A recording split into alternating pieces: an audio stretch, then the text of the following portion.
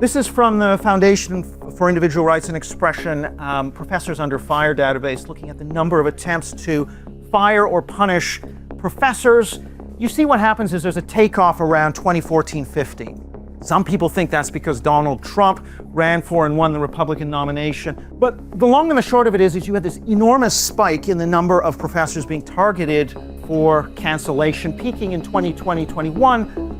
Since 2021, we've had this dramatic decline, and that's cancellations from the left, I should preface. Cancellations from the left really drops off after 2021. And we want to ask the question, what's going on there?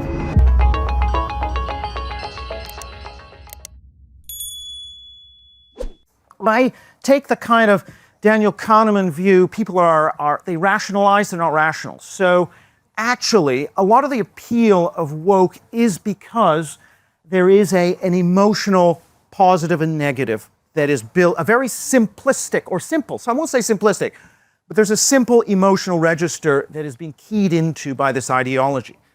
The simple message here, the fast thinking, not the slow think, the fast thinking is majorities bad, minorities good. That is the fundamental emotional valence. There's a plus attached to minorities, a negative attached to majorities.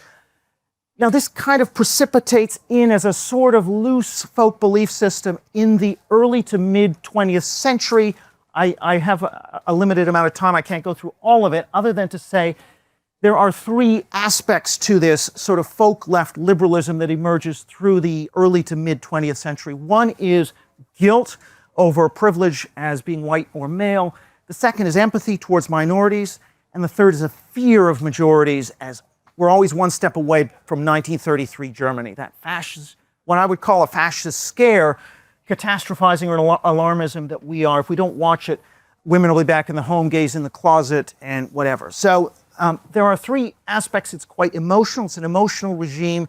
It's not I don't think this system of saying, well, structures of discrimination based in patriarchy and based in white supremacy, that these beliefs are being reproduced, that very intellectual critical race theory, cultural Marxist thing, I don't think is the driver behind the mass phenomenon which we've seen. I'm not saying it's nothing, and Rufo certainly does make the point, which I think is valid, that there are personnel connections between, say, Black Panthers and BLM in terms of personnel, in terms of ideology. I don't think that high-level intellectual stuff is driving what we saw. I actually think it's much more the demand side, the reception of the ideas being so fertile because of this underlying sort of substrate, which allows the ideas to resonate very easily. I place a lot of emphasis in terms of the chronology in the history of ideas on the emergence of the anti-racism taboo in mid-1960s United States as kind of the Big Bang of our moral universe. After the Big Bang, everything revolves around it, and you get an expansion, like the expansion of a universe, expansion in the meaning of racism. So, for example, if we don't have equal numbers of white and black at Harvard, that's evidence of some kind of racism. That's an expansion of a term which initially referred to individual level direct discrimination. We also have other groups, feminists, later LGBT, also seizing this paradigm, which is extremely powerful. It's an identity taboo paradigm. And so, again, the race taboo as the center of our moral universe, the Big Bang of our moral universe, I think is crucial to understand that. One of the authors who really explored this well is the African-American conservative writer Shelby Steele, who lived through the civil rights era, who grew up in the pre-civil rights South, who lived during a time when Black Americans had to kowtow to white Americans. And he says the lines of moral power, like places in the earth, had shifted. White guilt became so palpable you could see it on people. This is after the civil rights movement. And what looked to my eyes was a remarkable loss of authority. So whites had lost moral authority, and the institutions of America, which were coded white, had lost moral authority. And in order to regain that moral authority, they had to virtue signal that they were not racist by instituting policies like affirmative action, which were never actually really meant to equalize black people, but really were much more about trying to reclaim moral authority. So Shelby Steele on white guilt, I think, really exemplifies this Big Bang moral order. Okay, I now want to move into what happened after the 60s. So I don't think we can talk about woke as some kind of detour or aberration of the last 10 years. I think it is fully continuous with the history of ideas since the 1960s. We can talk about pre-1960s if you want later in the Q&A. This is a big data from the Google Ngrams that looks at the term racism in English language books as a percentage of terms used in English language books since 1960. And the term racism and how often it is searched for actually is a pretty good correlation, first of all, of the proportion of a state that votes Democratic. So it's a pretty good indicator, I think, of what I'm talking about. And we've had three what I call awokenings. One in the late 60s, one in the late 60s with really the rise of a focus on race and to some degree sex. Late 80s, early 90s, when I was a student, you know, Eurocentrism, dead white males, hey-ho, Western civ has got to go, political correctness, all of that was happening in that second wave. Alan Bloom's Closing of the American Mind, for example, was a riposte to some of these trends. And then we have the third awakening in the 2010s. My argument is actually this third awakening did not introduce many new ideas, actually. I mean, they radicalized some of the ideas from the second awakening, but almost everything we see, cancel culture, attacks on history, critical race theory, all of that stuff was pretty much already there in the second awakening. So we have these three awakenings, and one of the questions I want to ask is what happens next? Okay, the important thing about the third awakening, however, is unlike the first two, the third awakening really spreads into the mass media. You wouldn't have seen this pattern in the New York Times. You would see it in the academic articles, but not in the New York Times. This you saw in the New York Times. The third awakening really shows up in the mass media, and it shows up in public opinion. That wasn't the case in the second awakening. And that's why this third awakening is actually many times more consequential, I would argue. Okay, I want to now talk about this question of the panel, what's happened to woke? Okay, this is one measure that I'm a quantitative social scientist, so I like to try and stick to numbers. This is from the Foundation for Individual Rights and Expression, Professors Under Fire database, looking at the number of attempts to fire or punish professors, and it's probably not going to work, that's fine. You see what happens is there's a takeoff around 2014-15. Some people think that's because Donald Trump ran for and won the Republican nomination. We'll talk about that thesis in a minute. But the long and the short of it is you had this enormous spike in the number of professors being targeted for cancellation, peaking in 2020-21. Since 2021, we've had this dramatic decline, and that's cancellations from the left, I should preface. Cancellations from the left really drops off after 2021. And we want to ask the question, what's going on there? Here's another measure. New York Times mention of the term racism and white supremacy between 1980 and 2025. You see the same spike in the early to mid 2010s for these terms, and then a kind of what looks like a collapse after 2020-21. Notice that goes right into 2025 when Trump is in office. If Trump was the reason for the initial awakening, we should see another awakening. We're not seeing it. I think that's an important indicator of something. So one question is what's going on here, both in terms of driving the decline and also the fact that there's no other spike with Trump coming into office. The other thing I would say is if you look at the bottommost points here, they are still above where they were prior to the awakening. So it's not like all of it has gone away. It's dropped a lot. Now it might continue to collapse. We don't know. I still think it won't collapse all the way down to where it was. Corporate America, I mean, one of the significant things we see is that the center of public opinion and the elites seem to be turning away from this ideology. So if we take mentions of DEI, or diversity, equity, and inclusion, in quarterly earnings calls in corporations peaking in 2021 and coming down. Note, however, even in 2024, that is still more elevated than it was in 2020. So again, same kind of pattern we saw in New York Times and in the cancellation attempts at universities. Last little data points here. The number of Democrat voters who say racial equality is an important issue goes from 71 to 62% between 2020 and 2024. Similarly with police reform, there's been a drop in Democrats who are endorsing some of the main causes of woke around race. And that's so we don't yet have full public opinion data to flesh this out. I suspect we're going to see that left-wing public opinion has pulled away from some of the causes of woke in the last few years as well. So this has led to talk on the left of something called a vibe shift. What is the vibe shift? We see, why does Kamala Harris in 2024 not lean into identity politics the way Biden did in 2020? And we could say, I'm Canadian, you can see the difference between Justin Trudeau's campaign and Mark Carney's campaign. Carney very much backing away from these issues. The resistance to Trump in 2016, you had 1 million people. You had people marching everywhere and campaigning. 2024, nothing. Why? Almost nothing. Very muted. Why do we see Alexandria Ocasio-Cortez removing pronouns from her bio?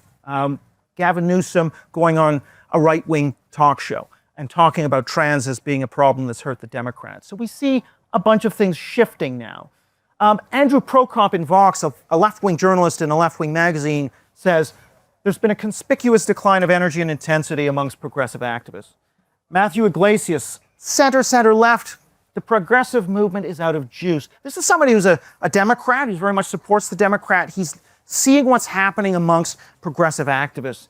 At the same time, you're also seeing the leaders of universities, the editors of journals like, mainstream media outlets like the New York Times, corporate leaders no longer endorsing DEI, mandatory diversity statements, and all the things that they leaned into during the awokening. So as Iglesias says, one of the problems was, despite slogans like defund the police or no human is illegal, these kind of progressive woke slogans, he argues there wasn't actually a viable agenda there in terms of police reform. There wasn't a viable agenda in terms of asylum claims other than being nice by letting everybody in, which is electoral suicide. That's not to say that woke has disappeared entirely. In certain echo chambers, Democratic National Committee and on Blue Sky and in universities to some degree, there's a doubling down and there's still but this is very defensive. It's like they want to defend the turf. They're not on the offensive. They're actually defending. And so I think there's definitely been a shift in the landscape in the last, especially 2 years. But that doesn't necessarily mean woke is going to die. And I think there are a number of reasons why. One is that young people are more woke than older people in Western countries. Look at this question. Should J.K. Rowling be dropped by her publisher? So 18 to 25s in this country are split evenly amongst those who have an opinion between she must be dropped or no, she shouldn't be dropped. You look at anybody over 45, hardly anybody says she should be dropped by her publisher. And that reflects a difference in, I think, relative value priorities around free speech versus emotional safety. Younger generation, Gen Z, more into sort of psychotherapeutic safety, maybe less into free speech. So there is, if we run the generational turnover forward one funeral at a time, one might say in 20 years, the median voter might be more woke than they are today, so maybe there will be a fourth awokening. But, and there's always a but, I think that young opinion segment, first of all, it's very hard to poll, and we are seeing some counter trends just in the last 2 years, which are important. So Sean Monahan, the youth culture commentator, says, I feel like the trajectory of the 2010s has been exhausted. Young people are less interested in things like cancel culture. Take a question like, should there be separate toilets for men and women, or should we have just gender-neutral toilets? This question has been asked by YouGov for approximately 5-6 years. If we just take 18 to 24-year-old British respondents, in August 2022, only 20% said there should be separate toilets for men and women. By the time we hit the latest data point at the end of January of this year, 47% of those young people said, yeah, there should be separate toilets for men and women. That's a 20 to 30 point increase towards the sort of, against the trans activist position. So that is a major shift among young people. The shift is bigger amongst young people than amongst any other age group. Immigration, again, I won't go through the data. There's been an increase in young people saying immigration's been too high in the last 10 years.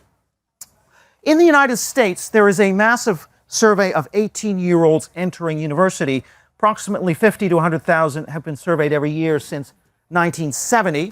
And what we see here is, first of all, there was an interesting debate, which I was just at this morning, on gender and among young people, men and women, going different ways on politics.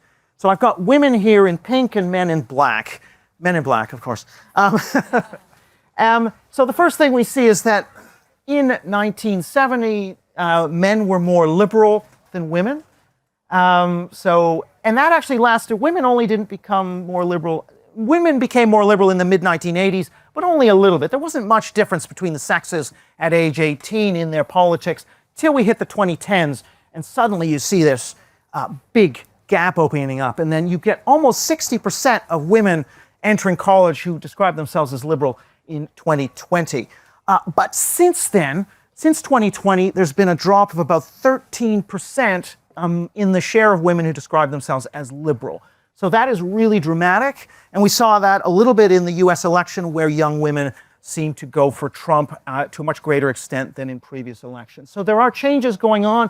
I don't think it's just young men, it's also including young women.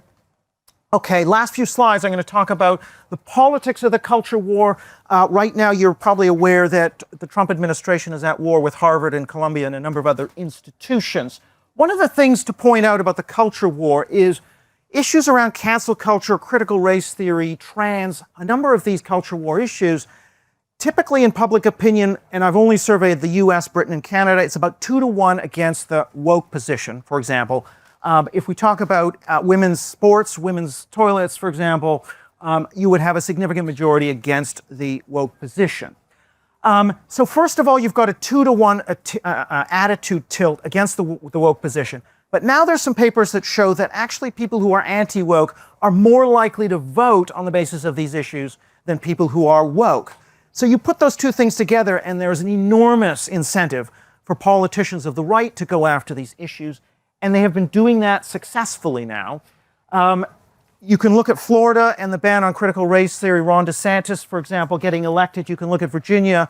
And even Nicola Sturgeon, who's here, probably paid the price for her stance on gender reassignment, for example. So it's now entering into and deciding electoral politics. The left's strategy often is to try and deflect away, to say, we've got more important things to talk about. We want to talk about bread and butter issues. Try and keep those issues away, because if they come into prominence, if they become salient, they can, as we saw in the 2024 US election with the effective commercial that Trump ran on trans, that is going to decide an election. Okay, so to continue watching this video, click the link in the top left or in the description below. With a free trial, you can enjoy the full talk and thousands more. Thank you for being part of the conversation.